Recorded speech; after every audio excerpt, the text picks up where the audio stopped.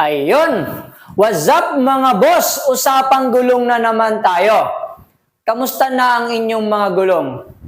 Baka naman pudpud na yan at ginagamit nyo pa rin. Naku po, palitan nyo na yan mga boss para hindi madulas at safe tayo sa ating biyahe. Pero syempre, bago tayo bumili ng gulong, meron muna dapat tayong malaman, matutunan, kung ano-ano ba yung dapat natin titingnan kapag bibili tayo ng gulong. Ayan.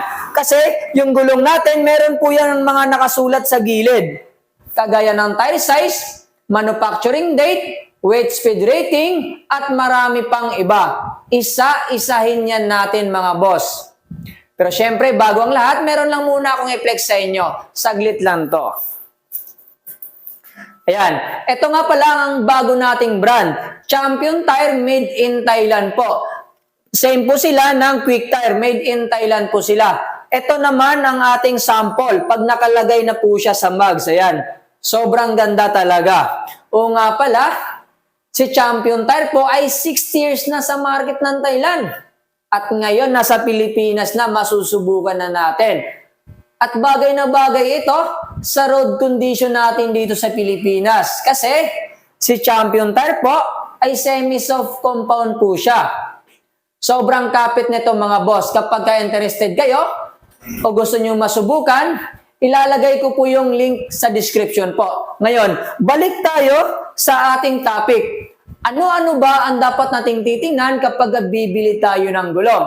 Unahin na natin ang tire size mga boss. Ito po yung tire size.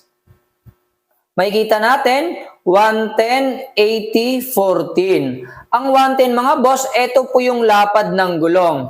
Ito, sample.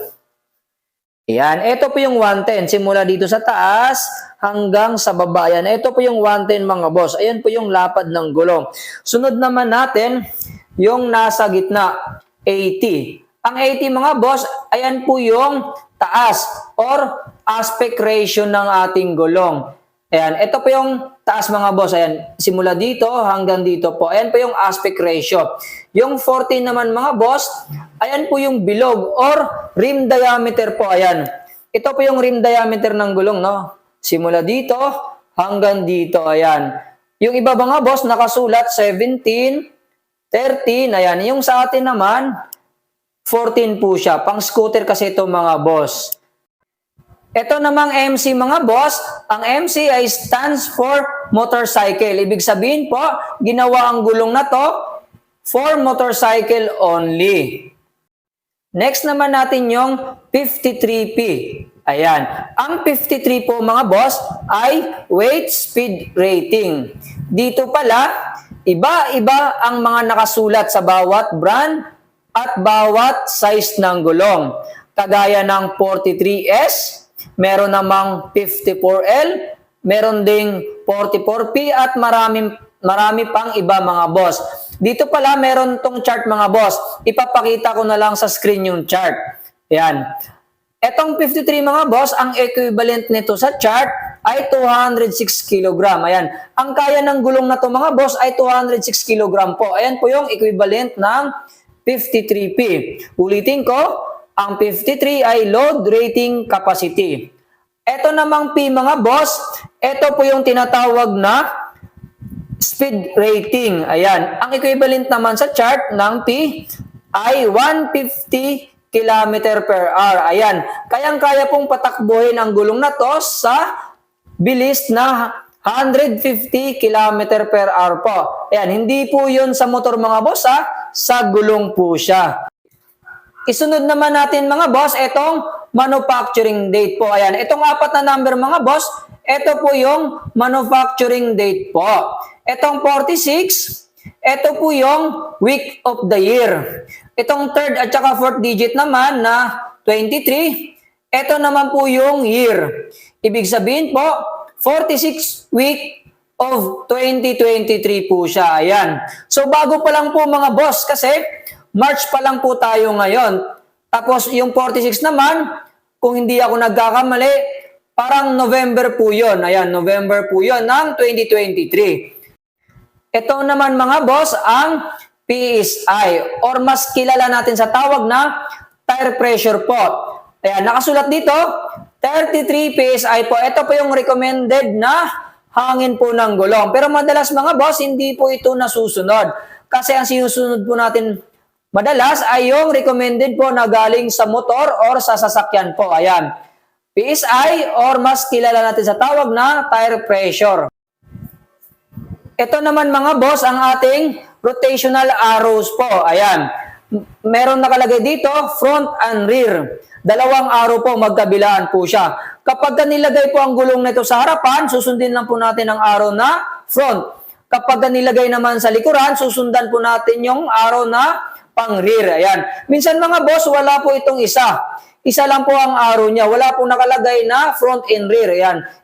Ito lang po ayan. Minsan mga boss, merong brand na ito lang nakalagay. Yan, susundin lang natin yung arrow mga boss para hindi po baliktad ang pagkabit po ng ating mga gulong. Ito naman yung TWI mga boss or tread wear indicator po. Dito natin malalaman kung palitin na ba talaga ang ating gulong. Ayan. Itong triangle na to mga boss or parang arrow, pag sinundan natin yan, ayan, sundan natin, no? Pag sinundan natin yan mga boss, ayan ito. Pag sinundan natin yan, meron po tayong makikita na parang hams. Ayan, nakikita, ayan, ito mga boss, oh.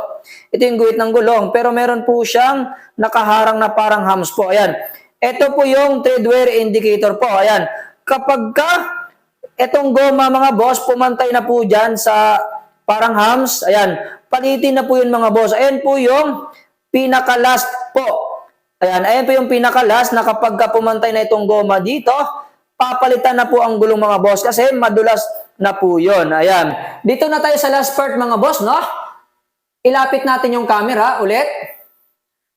Ayan. Etong mga guhit mga boss or yung design na ito ay hindi lang po siya basta-basta design po. Meron po itong malaking purpose po siya. Ang tawag dito ay water evacuation thread po. For example mga boss, pag napadaan po kayo sa basa or yung may mga nakastak po sa kalsada na tubig, dito po unang dadaan yung tubig mga boss, i-evacuate niya po yan palabas sa ating gulong para hindi po dudulas ang ating gulong mga boss. Kasi kapag wala po itong mga guhit na ito mga boss, parang lulutang po yung gulong natin. Ayan. Kaya malaking tulong po yung mga guhit sa ating gulong mga boss. At tandaan po natin, hindi po nakabase sa guhit yung kapit ng gulong mga boss. Ay, wala po yun doon kasi ang purpose lang po ng mga guhit nito ay daanan lang po siya ng tubig para hindi po kaagad dudulas ang ating gulong kapag kabasa po yung kalsada. Ulitin ko po mga boss, no? Huwag na po masyadong sagarin ang ating gulong. Kapag kapudpud na po at yung rubber ng gulong ay pumantay na dito sa tread wear indicator, magpalit na po tayo ng gulong mga boss. Huwag na po natin sagarin masyado yung pati yung tread wear indicator ay nawala na. Grabe! Sobrang dulas na po yun mga boss. Ayan. Hanggang dito lang po ang ating video, no? Kung meron tayong natutunan or nagustuhan natin ang video, please like and follow po sa ating account mga boss. Ayan. Ulitin ko po, palaging mag-maintenance ng inyong gulong at mag-ingat po tayo palagi sa kalsada. Ayan. Hanggang dito na lang.